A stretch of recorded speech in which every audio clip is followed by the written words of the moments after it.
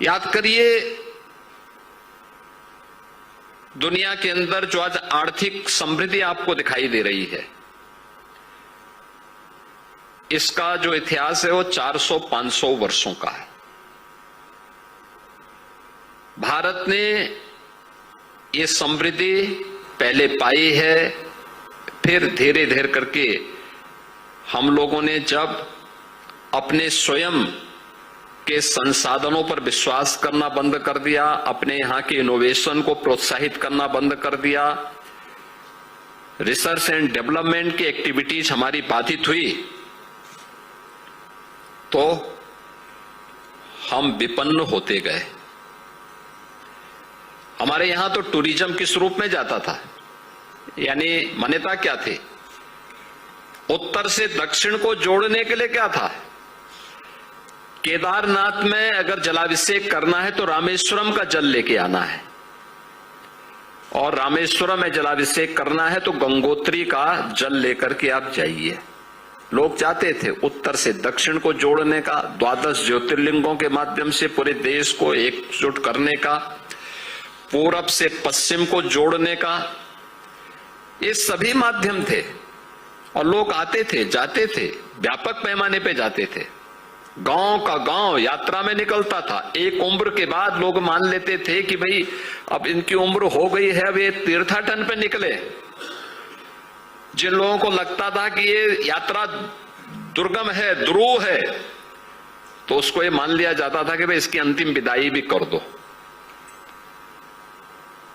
यानी जीवन को हर प्रकार से लोगों ने इस रूप में बनाया था कि कोई किसी के ऊपर बोझ न बने। सिस्टम को इस रूप में आगे बढ़ाने का काम किया गया था। और तब भारत विश्व गुरु था। आक्रमण प्रारंभ हुए, हमारे शोध और विकास की संभावनाओं को बाधित किया गया। पहले पिछले 1000 वर्ष के अंदर भारत ने जितने आक्रमण सहे, जितने अत्याचार सहे, जितना शोषण देखा, और उस सब के बावजूद भी टिका हुआ है, ये दुनिया के अंदर बहुत कम जगहों पर देखने को मिला है कि इतने अत्याचारों के बाद भी, उन झंझावतों के बाद भी उनका मुकाबला करते हुए भी भारत अपने अस्तित्व को बनाए हुए है। याद करिए, ये सब कुछ के बाद आज भारत तेजी के साथ आगे बढ़ रहा है। और हम लोग जानते थे कि भारत की सबसे बड़ी आबादी का राज्य यूपी है, तो ये बड़ी आबादी वैसे ही नहीं होगी। ये आबादी जो यूपी के अंदर रह रही है, केवल ये आबादी नहीं है, इसके पीछे वे कारक भी हैं जो यहां की समृद्धि में महत्वपूर्ण भूमिका का निर्वहन कर सकते थे, कर सकते थे, लेकिन उसको उचित प्लेटफॉर्म आजादी के बाद यहां का राजनीतिक नेतृत्व देने में विफल रहा है। परिणाम क्या है?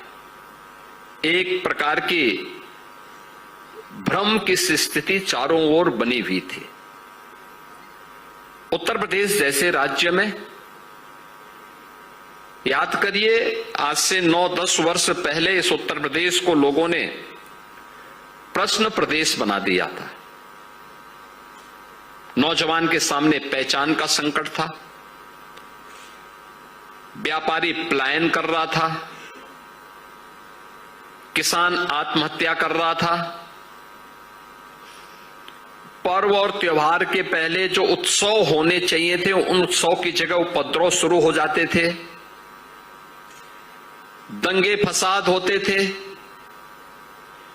गुंडागिर्दी चरम पर थी।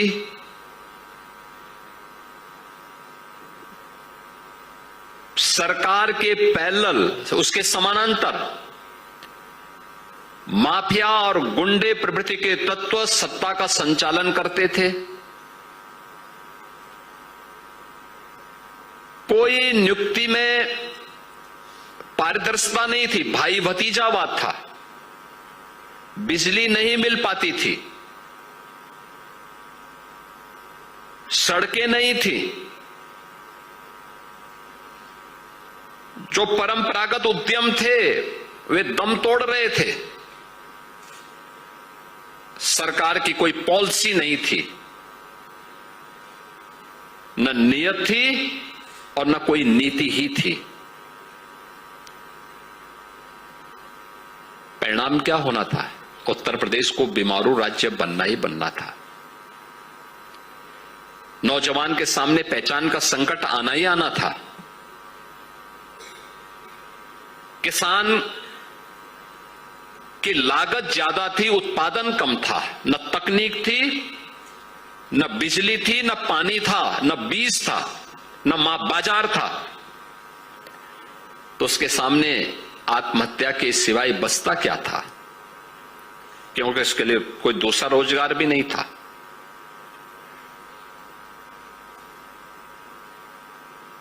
उन स्थितियों में 2017 में अराजकता भरे उस माहौल में, निराशा के उस माहौल में,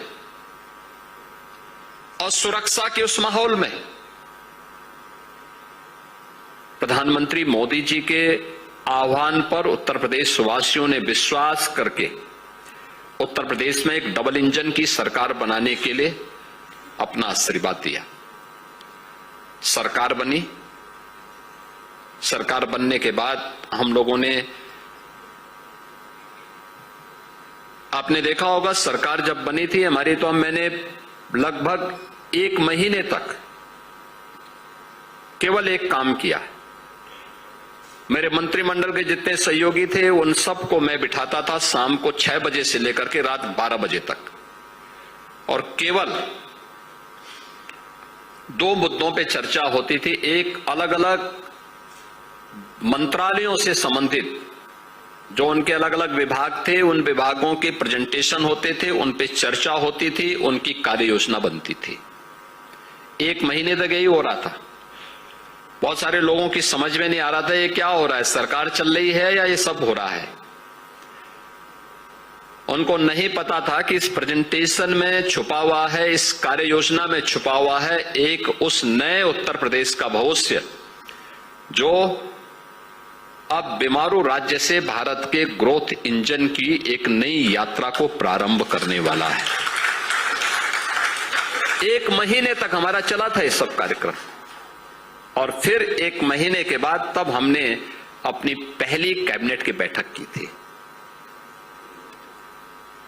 ये सस्ता, तब हमारे पास पैसा नहीं था, तब कोई बैंकर्स हमें पैसे देने को भी तैयार नहीं था, खजाना खाली था, कर्मचारियों को वेतन देने के लिए भी उतना पैसा नहीं था। उत्तर प्रदेश का कुल वार्षिक बजट लगभग 2.5 लाख करोड़ के आसपास का था। आप अनुमान करिए ना, 25 करोड़ की या 20 करोड़ की आबादी उस समय थी। 20 करोड़ की आबादी में और 2.5 लाख करोड़,